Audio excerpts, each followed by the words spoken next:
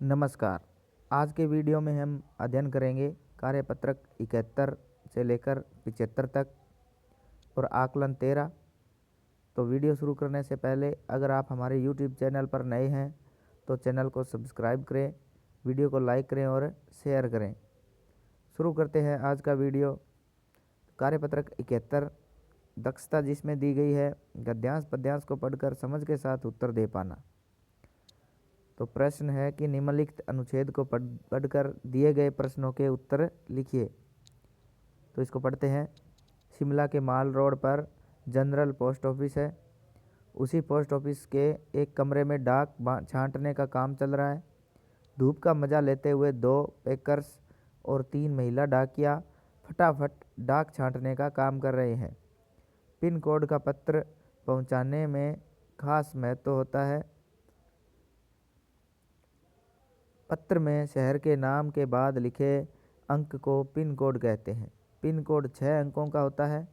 पुराने समय में कबूतरों के द्वारा संदेश भेजे जाते थे, जब संचार और परिवहन के साधन कम थे। हरकारे पैदल ही आम आदमी तक चिट्ठी पहुंचाने का काम करते थे। आज संदेश भेजने के नए नए साधन उपलब्ध हो गए हैं। डाक बांटने में हवाई जहाज़, पानी के जहाज़ और जाने कौन कौन से साधन इस्तेमाल किए जा रहे हैं। अब लोग नई तकनीकों जैसे ईमेल आदि से जुड़ गए हैं। अपनी बात कोई भी व्यक्ति तुरंत दुनिया के किसी भी कोने तक पहुंचा सकता है। अब प्रश्न दिए गए हैं इसमें से। तो प्रश्न 1 है, पत्र में पिन कोड कितने अंक का होता है? तो हम उत्तर लिखेंगे पत्र में पिन कोड 6 अंक का होता है। उसके बाद दूसरा प्रश्न है, आज हम संचार के कौन कौन से साधनों का प्रयोग करते हैं, लिखिए। तो हम उत्तर लिखेंगे कि आज हम टेलीफोन, सेलुलर फ़ोन, दूरदर्शन, समाचार पत्र, मेल, इंटरनेट आदि अनेक संचार के साधनों का उपयोग करते हैं। उसके बाद तीसरा प्रश्न, दिए गए शब्दों के अर्थ लिखिए। छांटना, तो इसका मतलब होता है अलग करना। गुनगुनी, तो सुहावनी। परिवहन, यातायात के साधन हो गए। हरकारे, डाकिया, जो संदेश पहुंचाने वाला। तकनीकी, प्रौद्योगिकी। और ईमेल, इलेक्ट्रॉनिक मेल। तो इन शब्दों के शब्द अर्थ लिख देंगे।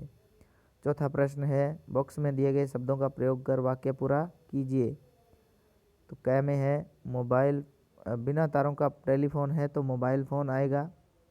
और ईमेल द्वारा भेजा जाता है तो इंटरनेट के द्वारा भेजा जाता है। उसके बाद 5वां प्रश्न है, अगर आप किसी को पत्र लिखते हैं तो पते पर यह जानकारी किस क्रम में लिखते हैं?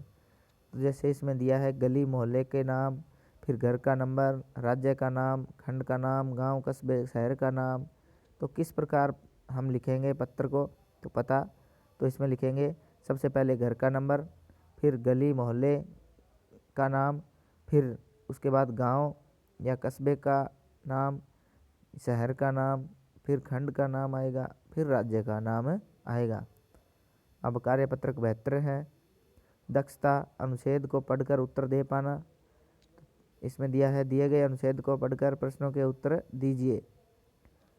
तो इसको पढ़ते हैं। चित्तौड़गढ़ सूरवीरों का शहर है, जो पहाड़ी पर बने दुर्ग के लिए प्रसिद्ध है। उत्तर भारत के सबसे महत्वपूर्ण किलों में से एक चित्तौड़गढ़ का किला राजपूतों के साहस, त्याग और बलिदान का प्रतीक है। चित्तौड़गढ़ का यह किला राजपूतों की वीरता तथा नारी के अद्वितीय साहस की ढेर सारी कहानियों का गवाह है। चित्तौड़गढ़ मेवाड़ की राजधानी थी। चित्तौड़गढ़ के दुर्ग को विश्व विरासत स्थल घोषित किया गया है। इसे सभी दुर्गों का सिरमौर भी कहा जाता है। यह किला बेड़च नदी के किनारे बना है। दुनिया भर से लोग यहाँ के किलों को देखने के लिए आते हैं। पहला प्रश्न है, चित्तौड़गढ़ है सूरवीरों का शहर, कायरों का शहर, सेठों का नगर? कोई नहीं। तो चित्तौड़गढ़ है सूरवीरों का शहर। तो इस पे सही का निशान लगाएंगे। दूसरा प्रश्न है, चित्तौड़गढ़ राजधानी था मेवाड़ की, उदयपुर की, ग्वालियर की या बूंदी की? तो इसका उत्तर लिखेंगे मेवाड़ की। तो सही पे सही निशान लगाएंगे, मेवाड़ की राजधानी। उसके बाद तीसरा प्रश्न है, चित्तौड़गढ़ किस लिए प्रसिद्ध है? तो उत्तर लिखेंगे चित्तौड़गढ़ पहाड़ी पर बने दुर्ग के लिए प्रसिद्ध है। चौथा प्रश्न, चित्तौड़गढ़ का किला किस नदी के किनारे है? तो इसका उत्तर लिखेंगे बेड़च नदी के किनारे। प्रश्न 5, चित्तौड़गढ़ भारत के किस राज्य में है? तो चित्तौड़गढ़ भारत के राजस्थान राज्य में है। छठा प्रश्न, अर्थ लिखकर वाक्य बनाइए। तो पहला शब्द है साहस, का अर्थ होगा वीरता। तो लक्ष्मीबाई के युद्ध कौशल को देखकर दुश्मन भाग गए। उसके बाद बलिदान, तो त्याग है, इसमें लिखेंगे भगत सिंह ने देश के लिए अपना बलिदान दिया। फिर है सूरवीर, तो इसका मतलब होता है वीर योद्धा। महाराणा प्रताप मेवाड़ के सूरवीर थे। फिर है विश्व, तो इसका अर्थ होगा संसार। चित्तौड़गढ़ विश्व प्रसिद्ध किला है। इसके बाद प्रश्न 7वां है, चित्तौड़गढ़ का किला किसका प्रतीक है? तो उत्तर लिखेंगे चित्तौड़गढ़ का किला राजपूतों के साहस, त्याग और बलिदान का प्रतीक है। 8वां प्रश्न है, दिए गए शब्दों के समानार्थी शब्द लिखिए। तो इसमें है साहस का अर्थ होगा वीरता, अद्वितीय का अनोखा, सिर मोर का मतलब होता है सिर का ताज। कार्यपत्रक 73 है। दक्षता दी गई गद्यांश पद्यांश को पढ़कर समझ के साथ उत्तर दे पाना। दिए गए संवाद को पढ़कर प्रश्नों के उत्तर दीजिए। एक संवाद है, प्रश्नों के उत्तर देने हैं इसको पढ़कर। तो इसमें पवन है, वो कहता है दिवाली पर तुम्हारी कितनी छुट्टियां हैं? समीर कहता है हमारी 1 सप्ताह की छुट्टियां हैं। पवन कहता है तब तो बड़ा मज़ा आएगा तुम्हें। समीर कहता है इस बार मैं खूब पटाखे खरीदूंगा। पवन कहता है मैं बिल्कुल पटाखे नहीं चलाऊंगा। समीर पर क्यों? पवन, पटाखों से प्रदूषण फैलता है। फिर वापस समीर कहता है पटाखों के बिना दिवाली का मज़ा ही क्या है? तो पवन कहता है पटाखों से निकलने वाला धुआं हमारे स्वास्थ्य को नुकसान पहुंचाता है। तो समीर वापस कहता है कि वैसे मेरे दादाजी को भी पटाखे पसंद नहीं है, पटाखों से सांस और आँख की बीमारियां बढ़ जाती है। पवन कहता है जब तू सब जानता है तो समीर कहता है ठीक है, मैं भी इस साल पटाखे नहीं चलाऊंगा। तो अब प्रश्न बनता है प्रदूषण क्या है? तो उत्तर लिखेंगे वायु, जल, मिट्टी आदि में अवांछित पदार्थों का, अपशिष्ट पदार्थों का मिल जाना प्रदूषण कहलाता है। दूसरा प्रश्न है कौन कौन से प्रदूषण से हम और हमारी धरती प्रभावित हो रहे हैं? तो उत्तर लिखेंगे वायु प्रदूषण, जल प्रदूषण, भूमि प्रदूषण और ध्वनि प्रदूषण से मिलकर हमारा पर्यावरण प्रदूषण हो रहा है। प्रश्न 3 है, हम प्रदूषण को कैसे रोक सकते हैं?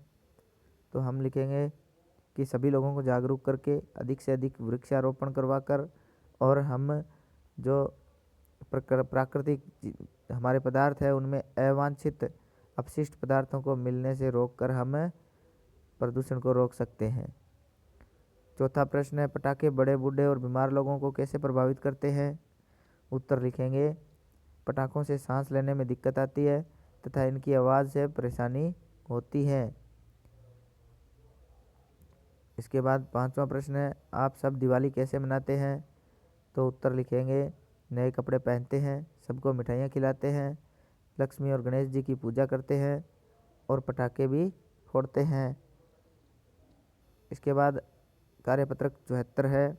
गद्यांश पद्यांश को पढ़कर समझ के साथ उत्तर दे पाना। तो निम्नलिखित पद्यांश को पढ़कर नीचे दिए गए प्रश्नों के उत्तर लिखिए। पद्यांश को पढ़ते हैं। सच हम नहीं, सच तुम नहीं, सच है महज संघर्ष ही, ऐसा करो जिससे न प्राणों में कहीं जड़ता रहे, जो भी जहाँ चुपचाप अपने आप से लड़ता रहे, जो भी परिस्थितियाँ मिले कांटे चुभें कलियाँ खिलें, हारे नहीं इंसान है संदेश जीवन का यही, सच हम नहीं, सच तुम नहीं। इस कविता को पढ़ा। अब प्रश्नों के उत्तर देने हैं। पहला प्रश्न है कवि ने जीवन का सच्चा सच किसे कहा है? तो उत्तर लिखेंगे कि जीवन में सच्चा सच संघर्ष को कहा है। दूसरा प्रश्न है चुपचाप अपने आप से लड़ने का क्या मतलब है? तो उत्तर लिखेंगे अर्थात जब भी कभी भी जीवन में जड़ता आती है तो उससे लड़कर अपने आप को चेतन बनाना चाहिए और उस जड़ता का डटकर मुकाबला करना चाहिए और हमें सफलता प्राप्त करनी चाहिए। तीसरा प्रश्न है कांटे और कलियां किसका प्रतीक है? तो उत्तर लिखेंगे कांटे और कलियां दुख और सुख के प्रतीक है। चौथा प्रश्न है कवि क्या संदेश देना चाहता है? तो उत्तर लिखेंगे जीवन एक संघर्ष है जिसे सुख और दुख में समान रूप से सामना करते हुए सुखपूर्वक जीवन जीना चाहिए। पांचवा प्रश्न है हार सच शब्दों के विलोम शब्द लिखिए। तो हार का जीत हो जाएगा और सच का झूठ हो जाएगा। छठा प्रश्न है ता प्रत्यय लगाकर कोई 4 शब्द बनाइए। तो मानवता, शालीनता, लघुता और प्रभुता। तो हमारे ये 4 शब्द बन जाएंगे। इसके बाद कार्यपत्रक 75 है। दक्षता दी गई है गद्यांश पद्यांश को पढ़कर समझ के साथ उत्तर दे पाना। निम्नलिखित गद्यांश को पढ़कर दिए गए प्रश्नों के उत्तर लिखिए। तो इसमें दिया है भारत एक महान देश है। उत्तर दिशा में हिमालय पर्वत भारत की ऊंचाई प्रकट करता है। इससे निकलने वाली गंगा यमुना आदि नदियाँ भारत भूमि को जलदान करती है। खेती सोना उगलती है। वन उपवन और उद्यान फूल फल और लताओं से लहरा जाते हैं। हिमालय की घाटियों में जड़ी बूटी होती है जो हमारे रोग दूर करने के काम आती है। भारत की भांति ही हिमालय विशाल है, अटल है, अमर है। हिमालय भारत का एक पर्वत नहीं स्वयं भारत है। हम इस सब इसके ऋणी है। तो इसके प्रश्नों के उत्तर देने हैं। पहला प्रश्न है उपयुक्त गद्यांश का उचित शीर्षक लिखिए। तो इसका उचित शीर्षक होगा हमारा हिमालय। दूसरा प्रश्न हिमालय पर्वत से निकलने वाली नदियाँ कौन सी है? तो उत्तर लिखेंगे गंगा यमुना सरस्वती आदि हिमालय से निकलने वाली नदियाँ हैं। तीसरा प्रश्न है जलदान की तरह निम्न में से निम्न शब्दों को भी बनाइए। जैसे जलदान जल का दान करना, अन्नदान तो अन्न का दान करना, भूमिदान तो भूमि का दान करना, नेत्रदान नेत्र का दान करना। इसके बाद चौथा प्रश्न है हिमालय शब्द का संधि विच्छेद है। हिमा प्लस आलय, हिम प्लस आलय, हिम प्लस अलय, हिमा प्लस लय। तो हमारा उत्तर होगा इसमें हिम प्लस आलय। तो इस पे सही का निशान लगा देंगे। इसके बाद पांचवा प्रश्न है हिमालय पर्वत की कोई 3 विशेषताएं लिखिए। तो लिखेंगे हिमालय पर बर्फ़ होने से नदियाँ निकलती हैं। फिर है हिमालय की घाटियों में अनेक प्रकार की जड़ी बूटियाँ होती हैं। उसके बाद हिमालय उत्तर से आने वाली ठंडी हवा से हमारी रक्षा करता है। इसके बाद छठा प्रश्न है हिमालय पर्वत की महानता को किसके गौरव का प्रतीक माना है? तो ये भारत देश के गौरव का प्रतीक है। प्रश्न सातवां है प्रस्तुत गद्यांश में से संबंधित कविता की कुछ पंक्तियां लिखिए। तो हिमालय खड़ा बता रहा है डरो नहीं आंधी पानी में, खड़े रहो तुम अविचल होकर संकट और तूफानी में। इसके बाद आठवां प्रश्न है अटल अमर शब्दों को उपसर्ग से अलग करके लिखिए। तो अ के साथ टल लगेगा तो अटल हो जाएगा और मर तो अमर हो जाएगा। इसके बाद हमारा आकलन नंबर 13 है। इसमें लिखा है पिन कोड होता है 6 अंकों का, 4 अंकों का, 2 अंक का या 10 अंकों का। तो पिन कोड होता है 6 अंकों का। तो सही का निशान लगाएंगे। दूसरा प्रश्न है निम्न के विलोम शब्द लिखिए। साहसी का कायर हो जाएगा, हार का जीत, शुद्ध का अशुद्ध, सच्चा का झूठा। उसके बाद तीसरा प्रश्न है जल दान करती हैं नदियाँ, फसलें, पहाड़ियाँ या मिट्टियाँ। तो इसका उत्तर होगा हमारा नदियाँ। तो तीसरे में नदियाँ सही करेंगे। चौथा प्रश्न है निम्न में से उस विकल्प को छांटिए जो समूह से अलग है। तो पहला है डरपोक और निडर, दूसरा जय पराजय, तीसरा जल पानी और चौथा सुख दुख। तो इसमें जो अलग है वो है जल और पानी, बाकी सभी एक दूसरे के विलोम है और इसमें दोनों पर्यायवाची है। पांचवा प्रश्न है भारत के गौरव का प्रतीक बताया गया है। तो भारत के गौरव का प्रतीक हिमालय है। तो यहाँ हिमालय पर्वत लिखेंगे। छठा प्रश्न है निम्न के पर्यायवाची या समानार्थी शब्द लिखिए।